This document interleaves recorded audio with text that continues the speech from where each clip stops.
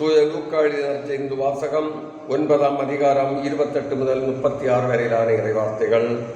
அக்காலத்தில் இயேசு பேதுருவையும் யோவானையும் யாக்கோவையும் கூட்டிக் கொண்டு இறைவனிடம் வேண்டுவதற்காக ஒரு மலை மீது ஏறினார். அவர் வேண்டிக் கொண்டிருந்த போது அவரது முகத்தோற்றம் மாறியது. அவருடைய ஆடையும் வெண்மையாய் மின்னியது. மோசே, எலியா என்னும் இருவர் அவரோடு பேசிக் கொண்டிருந்தனர்.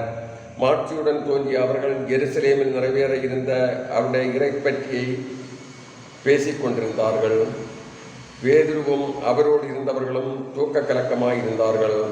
அவர்கள் விழித்த போது மாட்சியோடு இலங்கிய அவரையும் அவரோடு நின்ற இருவரையும் கண்டார்கள். அவ்விருவரும் அவரை விட்டு பிரிந்து சென்றபோது பேதுரு இயேசுவை நோக்கி, ஆண்டவரே, நாம் இங்கேயே இருப்பது நல்லது. உமக்கொன்றும் மோசைக்கொன்றும் எலியாவுக்கொன்றுமாக 3 கூடாரங்களை அமைப்போம் என்று தாம் சொல்வது இன்னதென்று தெரியாமலே சொன்னார். இவற்றை அவர் சொல்லிக் கொண்டிருக்கும் போது ஒரு மேகம் வந்து அவர்கள் மேல் நிழலிட்டது. அம்மேகம் அவர்களை சூழ்ந்தபோது அவர்கள் அஞ்சினார்கள்.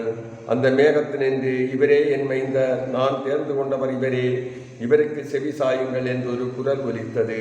அந்த குரல் கேட்டபொழுது இயேசு மட்டும் இருந்தார். தாங்கள் கண்டவற்றில் எதையும் அவர்கள் அந்நாட்களில் யாருக்கும் சொல்லாமல் அமைதி காத்தார்.